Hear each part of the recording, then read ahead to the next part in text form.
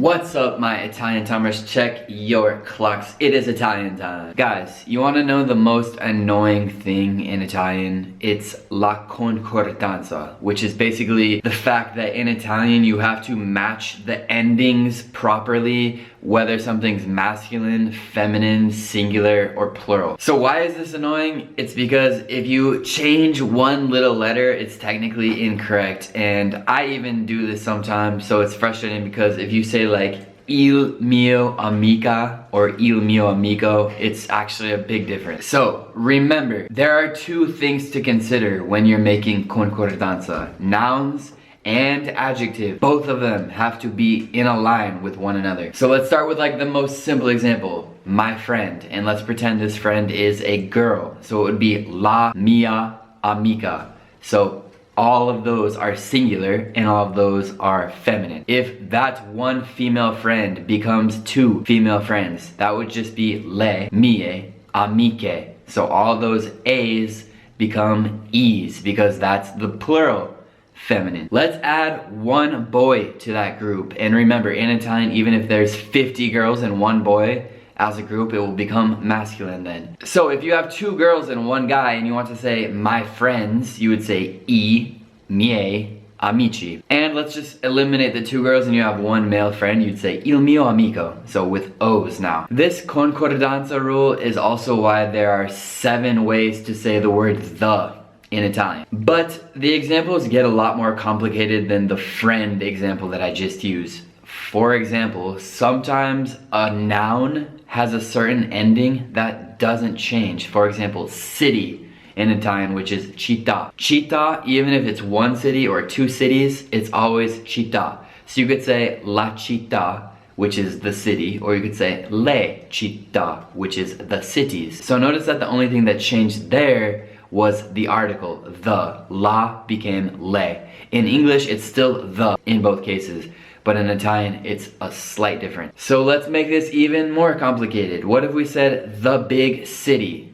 That would be la città grande. Grande ends with an E. If you need help with the adjective concordanza, check out this video. Grande ends with an E, meaning it's not masculine or feminine. Grande is the same for masculine or feminine. The only thing that changes with an adjective ending in E is if it's singular or plural. So la città grande, the big city. But what about if we want to say the big cities? So now we're plural. So we can start the same as the cities, so le città, but now grande has to become plural too. So it would be le città grandi.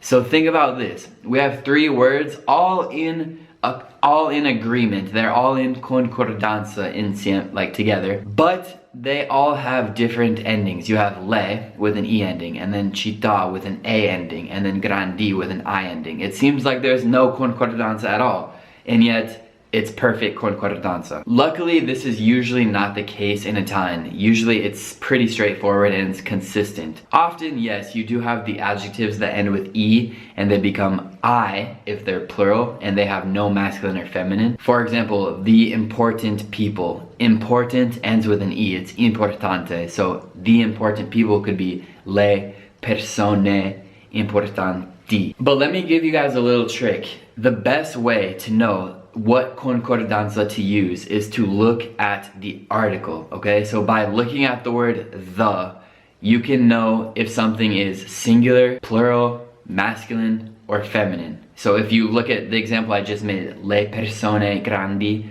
you know by looking at le that it's plural and feminine. And in fact, persone, people, is feminine and plural, so it all makes sense. Let me repeat that one more time just so you're clear. If you're not sure, look at the article. The article will give you the information if something is singular, plural, masculine, or feminine. So let's do just a couple examples and then Italian time will end. How do you say the crazy houses? So crazy is pazzo. So how would you say the crazy houses? So house is casa. So casa is la casa, the house. So la means it's feminine and singular, but we have to say the crazy houses, plural. So we will say le case pazze. Le case pazze. Probably you will never have to say that, but now you know how. So what if I said the new books? Book is libro and it's the book, il libro. So if it's il, you know it's going to be masculine and singular. So how would you make it plural and masculine still? So il would become I, books would become libri, and then nuovo, nu, would become nuovi. I libri nuovi. Similar to when Italians speak English and they forget about like a third person S or a plural S. It's something most of us know, but we tend to forget when we're speaking Italian. So I'm sure you've heard of this rule, but I wanted to make this video to remind you that you have to be careful with the concordanza. Go a little bit slower. Make sure you're getting the right final letter, and you'll be good to go. In no time, you'll be able to do it a little bit faster. You'll still make mistakes, but you can do it kind of without thinking, and it's super smooth. So guys, let's stop here. I hope you guys enjoyed the video as always, and I'll catch you next time, alright? Peace.